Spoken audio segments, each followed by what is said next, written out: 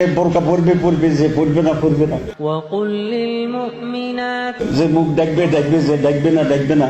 ولا يبدين زينتهن আমরা কোনো কিছু জোর করে চাপাই দেব না। وليضربن بخمرهن على جيوبهن ولا يبدين زينتهن অনেকগুলো মুসলিম দেশের ইসলামী মুভমেন্ট গুলা অনেক তর্ক বিতর্কের পর একটা সিদ্ধান্ত নিয়েছিল যে ঠিক আছে, আমরা ইসলাম কায়েমের জন্য ডেমোক্রেটিক পদ্ধতি ইউজ করব।